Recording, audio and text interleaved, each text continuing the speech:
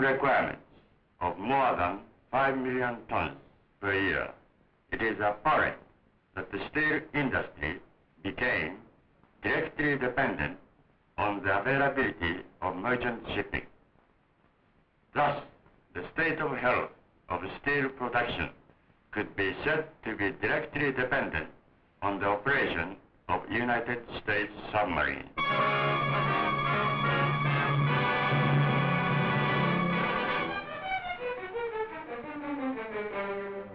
Japan's chief supply of oil came from America in the years prior to the war. Therefore, since the war started, our water requirements, which amounted to about 5 million tons a year, had to be supplied mostly from the Dutch East Indies. One of the decisive factors in our defeat was the activities of American submarines which cut off the supply from that source entirely.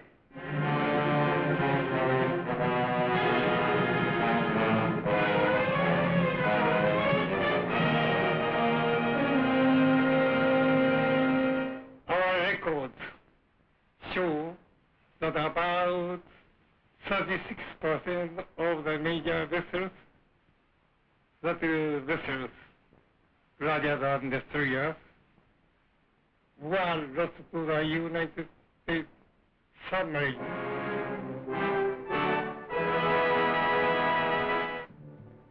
Actually, Admiral Nagano is pretty accurate in his estimates. The latest reports, and we've checked and double-checked them, show that 1 battleship, 9 carriers, and 15 cruisers of the Imperial Japanese Navy were sunk by Allied submarines. He might have added, though, that 42 destroyers and 28 submarines were sunk in the same way. Not a bad few years' work.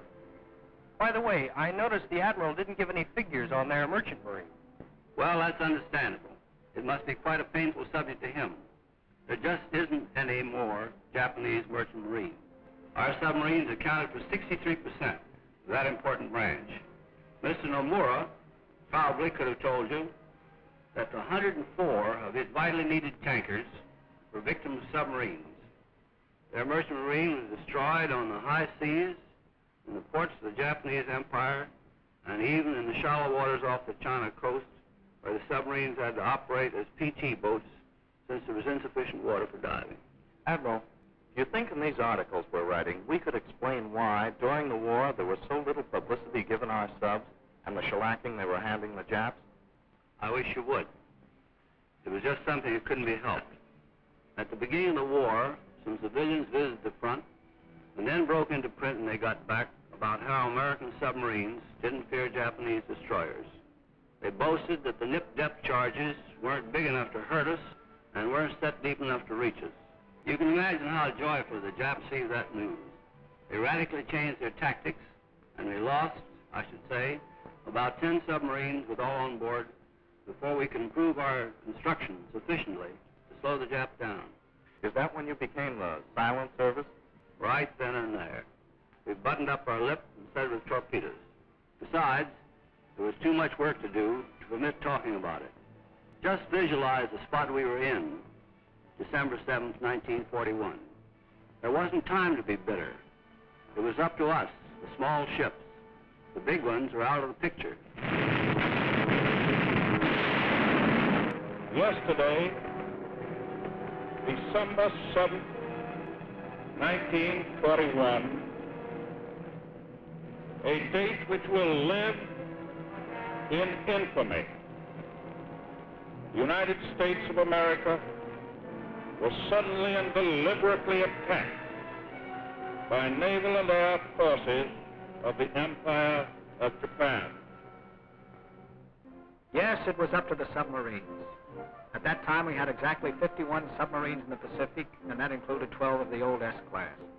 Small and slow, but they gave a good account of themselves. On December 15th, 8 days after Pearl Harbor, American subs drew their first blood. The Swordfish was cruising off Hainan Island in the South China Sea. On the radio, they could hear the voice of a Japanese woman speaking faultless English. Later, she would become famous as Tokyo Rose. We know very well that American submarines have headed west from Pearl Harbor. If American submariners are wise, you will turn back. Certain death awaits you over here. And now I'll play for you unfortunate Americans a popular recording.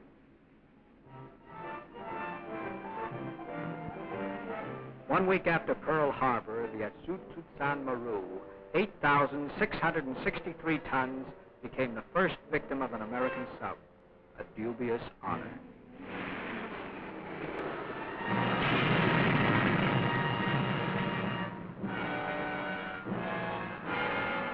It wasn't long before she had plenty of company at the bottom of the ocean. On the 1st of January, the 5,384-ton Tainan Maru was sunk right off the very coast of Japan.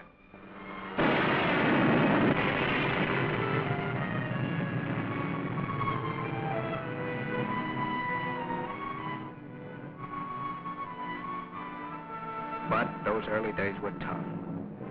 Just look at the vast amount of territory the Japs overran in no time at all. Naturally, they wanted to consolidate, keep all that loot from the conquered territories pouring into Japan. Fuel, oil, rubber, coal, iron, rice. It was our job to see that most of that loot didn't get there. And for 18 months, our subs were the only ships that penetrated enemy-controlled sea lanes. It was rugged, but it paid off. Let the Japs tell you about it. American submarines in 1942 sank 134 Japanese merchant ships, totaling 580,000 or 390 tons and 140,000 tons of men of war. But that was only beginning.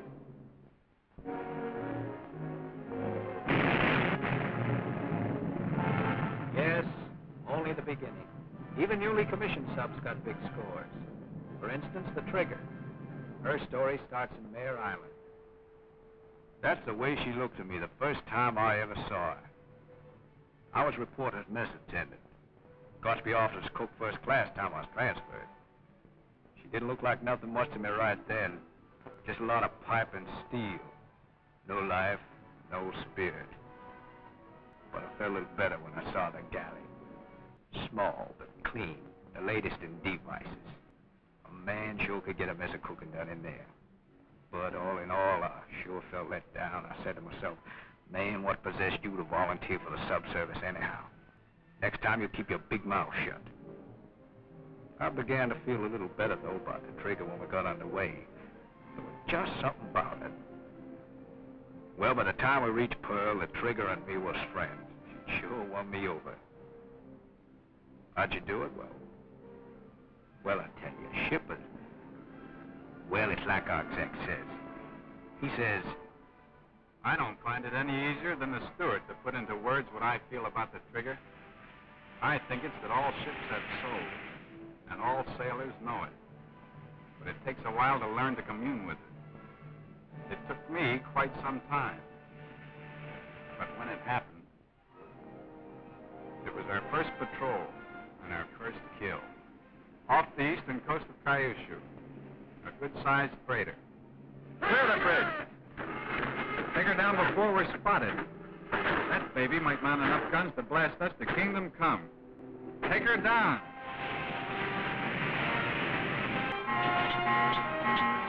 That's secured, sir.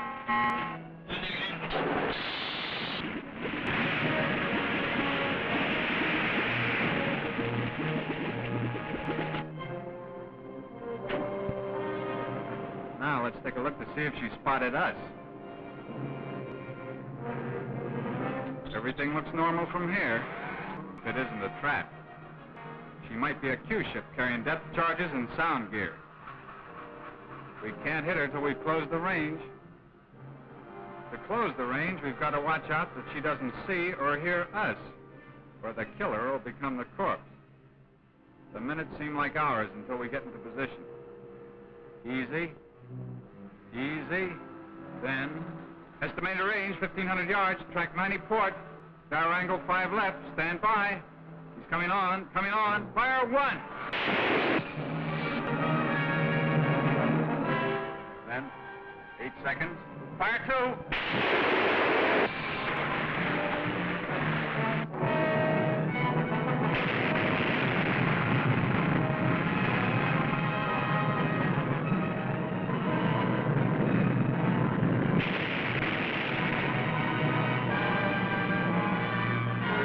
Trigger had come of age, but she was soon to face her first ordeal. Depth charging.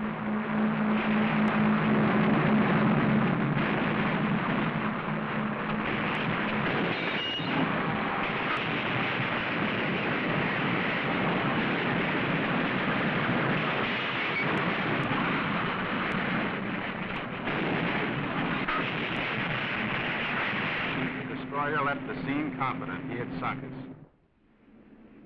Several nights later, we heard Tokyo Rose on our radio. I regret to inform all American submarines that one of their number has recently fallen victim to a destroyer of the Imperial Japanese Navy. You will hear an appropriate recording.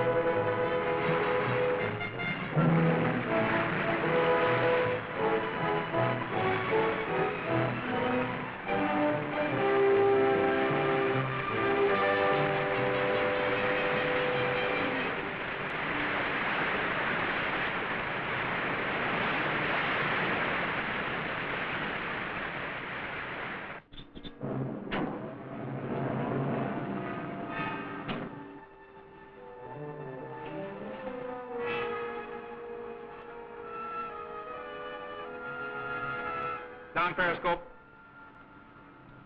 Up periscope.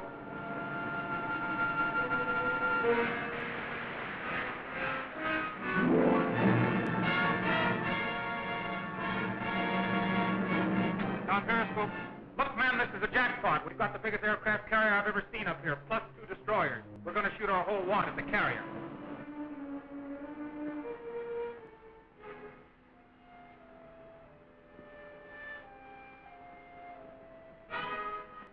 Up periscope.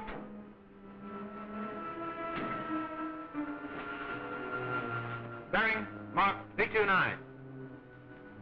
Range, mark 6100. Down periscope. Angle on the bow, starboard 15. Right full rudder. Right full rudder. All ahead 2/3. All ahead 2/3. New course 240. New course 240. What's the distance to the track? 1700. Control 63 feet. Control 63 feet. Forward torpedo room, make ready all tubes. Forward torpedo room, make ready all tubes. Set depth 12 feet. Set depth 12 feet. Rate for silent running. Rate for silent running. Rate for depth charge. Rate for depth charge. Steady on 250. All ahead 1/3. All ahead 1/3. How much time I got? None, sir. Torpedo run 1100. Range about 1600. Gyro 005 increasing. Shoot anytime. Stand by forward. Stand by forward. Periscope. Check bearing and shoot. Bearing. Mark. 345. Down periscope. Set. Fire. Fire one. One fired, sir. Fire. Fire two. Two fired. Fire. Fire three. Three fired. Set. Fire. Fire four.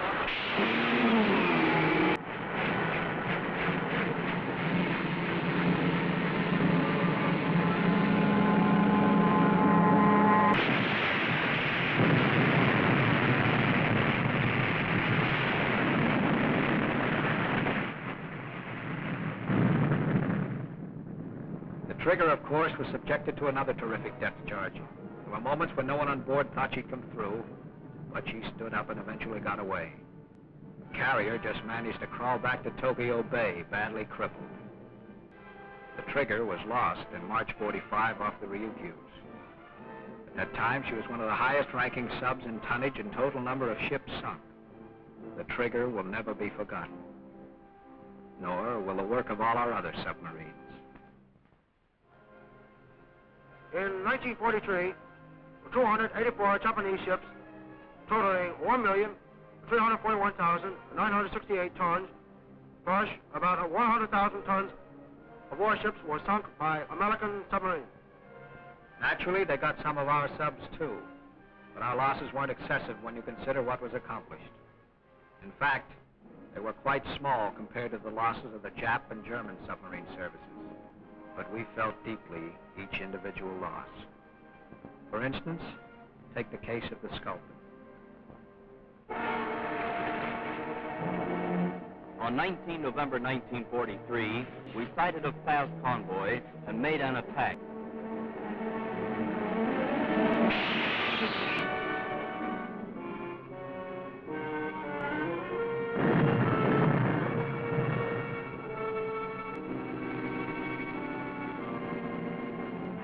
Their screen detected us and immediately subjected us to depth charging.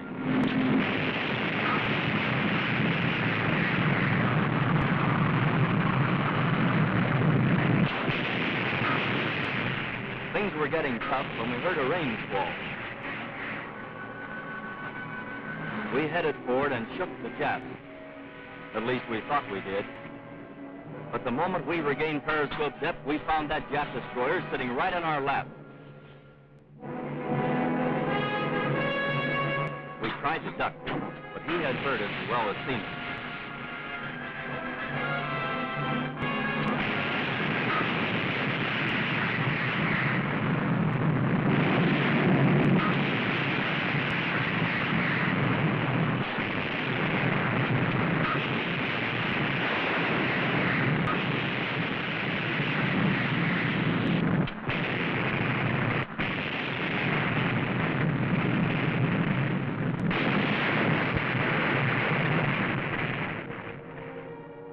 After 5 hours, the batteries were almost flat and the men completely exhausted. We had a tough decision to make. The first concern of our skipper, Commander Conaway, was for the life of his men. We had on board the Wolfpack commander, Captain Cromwell, who had heard that the Japs used a special brand of torture to extract information from their captives. Suddenly, a decision was reached. We'd battle service and use our deck gun to fight it out with the destroyer.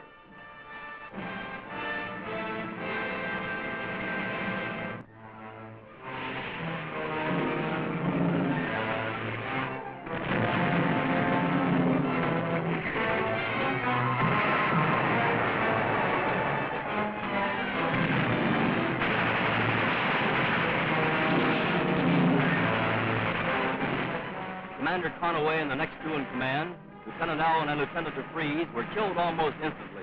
I succeeded to command.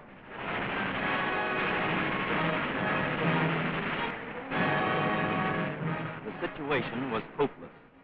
I gave the order to scuttle ship.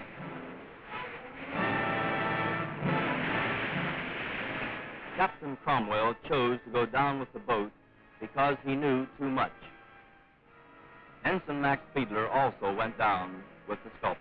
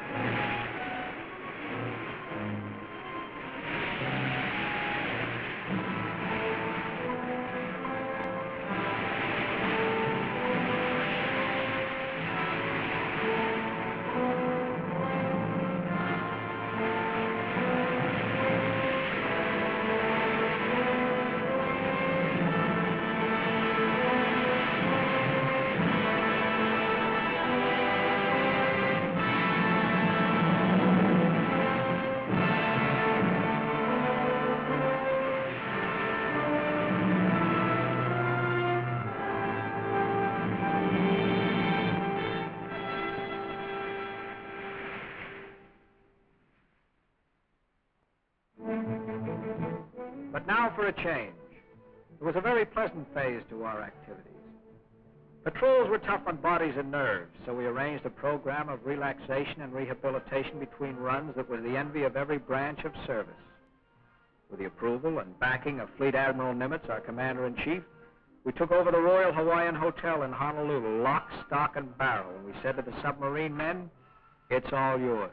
Other operating forces also had quarters at the Royal, for it held about 150 officers and 1,000 men. But the majority were always submarine men and aviators from the carrier groups.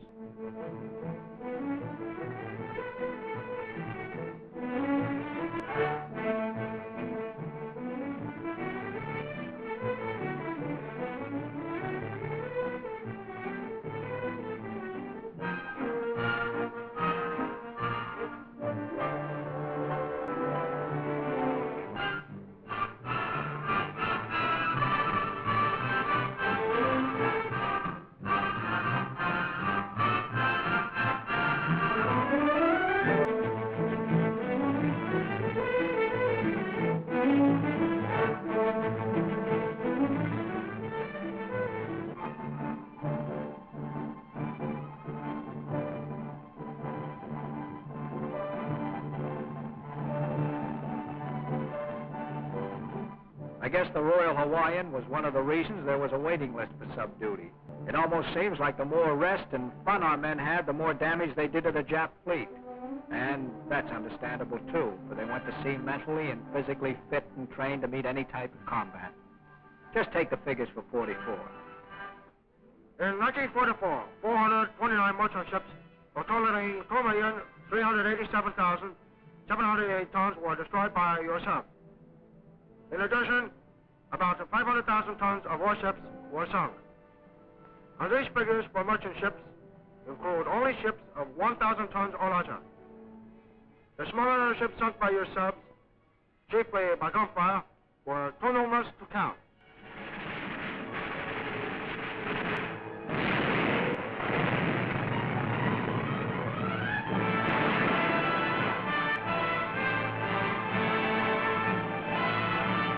Yes, the Jap fleet was just about shot. In fact, by 1945, targets were getting awfully scarce and awfully small. What was left of Jap shipping tried desperately to crawl home, hugging the coasts. But our subs went right after them, right into the dangerous shallow water, right along the China coast and into the mine-filled Yellow Sea. We gave them no rest. This was about the time of the big carrier strikes and the B-29 raids in the homeland, which brings up another interesting phase of submarine work, lifeguard duty. That is, the picking up of our downed aviators. We had quite an air-sea rescue system worked out. It didn't get much publicity because we didn't want the Japs to know about it. I'm an electrician's mate second class, and of course, that means I don't get to see much topside action, so the other day I says to the chief, I says, "Hey, Chief, how about me getting on the gun crew?" He thought I was kind of crazy wanting to be topside with the others, but he finally gave in, and here I am.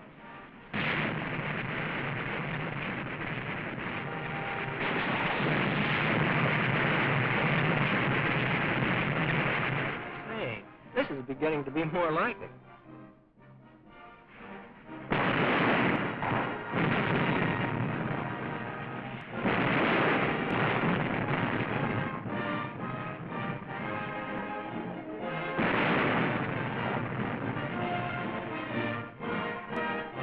one load of fish that won't end up in Jap bellies. How about this? Prisoners. Welcome aboard, boys.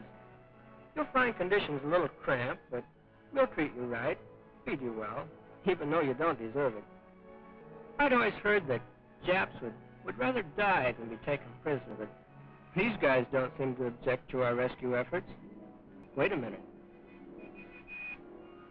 We've got something. Our B-29 is in trouble. We've got him on radar, but the lookouts haven't spotted him yet. Say, this lifeguard stuff is new to me, but it has its exciting moments.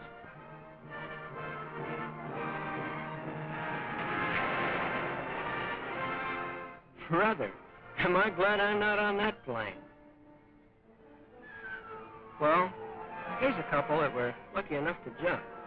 We're going over to pick them up and then survey the wreckage to see if there are others we can rescue. Maybe we'll find some still alive. This job of dragging tired and half-drowned pilots aboard a sub looks easy, but it takes careful handling and a certain amount of risk on the part of our own boys.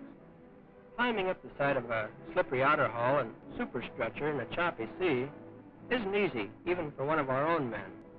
So it gets a bit complicated when these zoomies drop in on us. Say, these guys look like they're badly shot up. Doc is up here now, and first aid is being given to those who need it right away. There isn't time for treating for shock and exposure on deck because we're in enemy waters and subject to attack at any moment, so the skipper says to get them below as soon as possible. Here we are now, down in the chief's quarters. Doc has made this compartment into a first-class operating room. Looks like we're going to have more company in a few minutes.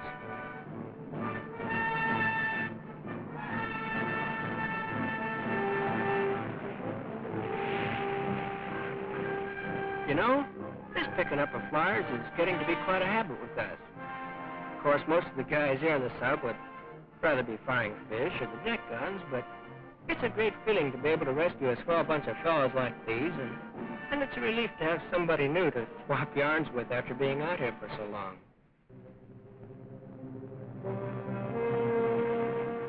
Sometimes the kid you and I used to know back home isn't so lucky.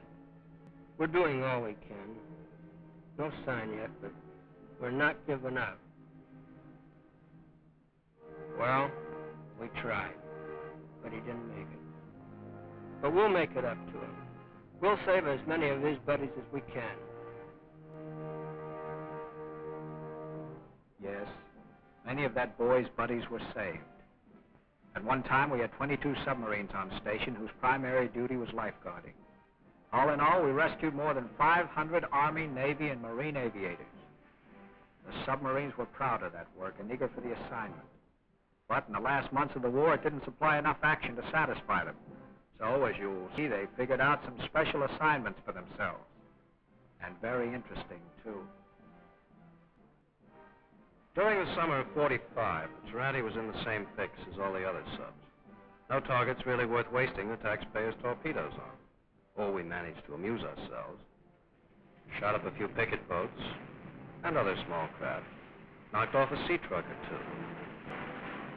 Raised some mild hell in a general way. We played pirate and boarded some junks. Scared the crews half out of their yellow skins and gave the deep six to a lot of dried peas bound for Japan.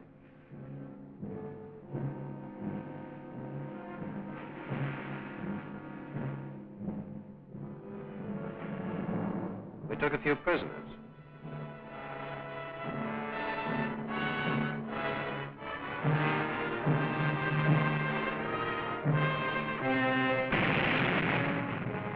Exploded some mines.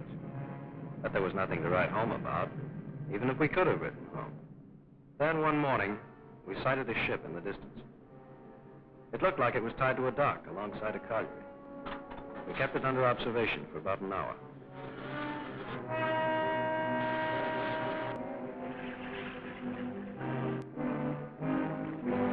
Looked like a 2,000 or 3,000 ton freighter, taking on coal by conveyor.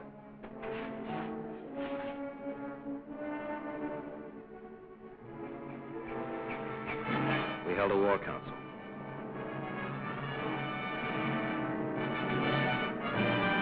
It'd be risky, entering a harbor full of rocks and shoals. Should we try it? Well, we didn't come out here to sit on our duffs. We changed course. Then the skipper, as he always did, spoke to the crew. Fellas, I think you might like to know what we're up to. There's a 2,000 or 3,000 ton freighter in the harbor tied to a colliery dock, taking on coal. That's the biggest ship we've seen so far, and targets are too scarce these days to let any pass. On the good side of the ledger, I can mention these two items. One, there seems to be a lack of patrol craft in this spot, and two, I don't think there are any mines because there's an awful lot of small craft around. Now, on the bad side of the ledger, the harbor's full of rocks and shoals, and navigation's going to be tough. We'll make a submerged attack, but then we'll have to service and high-boat it out. If we're caught in here submerged, it'll be just too bad. However, we have the best navigator in the business, so what are we waiting for? Let's go. Battle stage is submerged. We got into position, went through the preliminaries. Let me tell you, right here and now, when the real thing comes up, it's like nothing you ever went through in your life. When that scope goes up in this harbor, you're playing for keeps. Your blood pressure tells you that.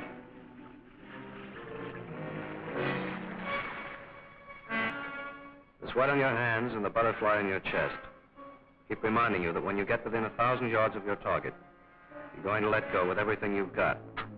Then get, if you can.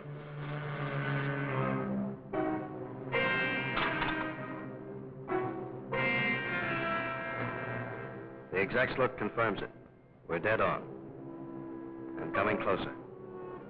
Closer.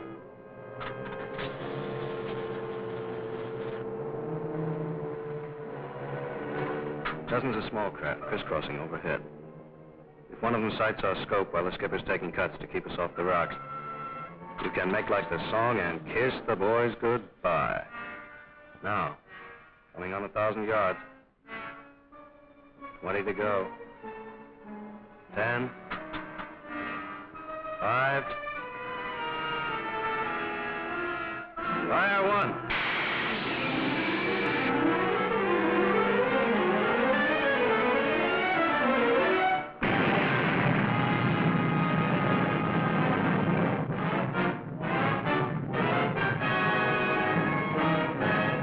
Look at him scramble.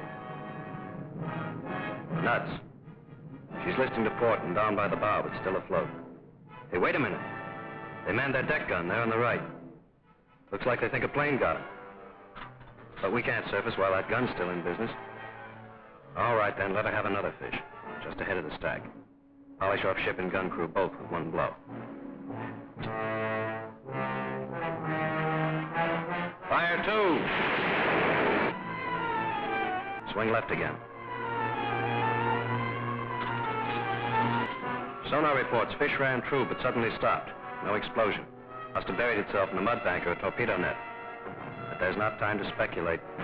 The Nip gun crew spotted our periscope. They're taking pot shots at us. Better slip them another fish, and quick. Steady on 280. Torpedo run, 750. Depth set, 2 feet. Gyro angle, 038. Fire 3!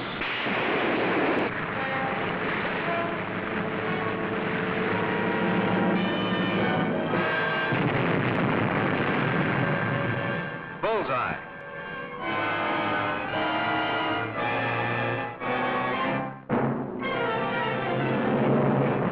And now, as Shakespeare said, let's not stand upon the order of our going, but let's go.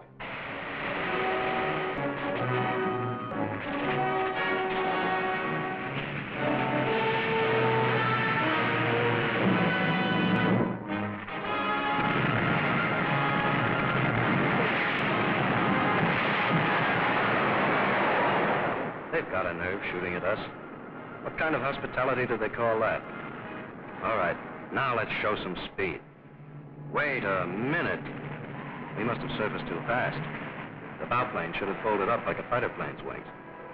Start out like that, they'll drag our speed down till the Japs can catch us with a rowboat. And that's not all that can catch us.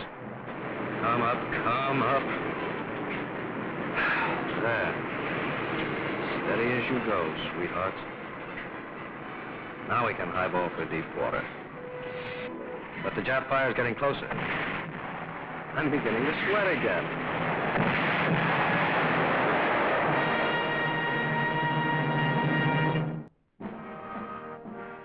Well, here we are, getting the decoration. So I guess we made it all right. But believe me, it was close. That was months ago, but I've just about now stopped sweating. The Power and Light Company is going to seem awfully beautiful in a few weeks when they hand me that ruptured duct. But, brother, how I'm going to miss this boat. And the boys. Yes, we rewarded our men in the submarines. Tried to honor them for the heroic things they had done. But nothing we can do, nothing we can say can properly express our gratitude to these men of the silent service. And of the men who did not come back, the men who went down with their ships, what can we say? How can we repay them? Shall we not echo their prayer? May God grant that there be no next war. But they know and we know that if there is, and whether it be fought with weapons we now know or with weapons at whose nature we can only guess, you will find submarines in the thick of the combat, fighting with skill, determination, and matchless daring, doing their utmost for all of us, for our United States of America.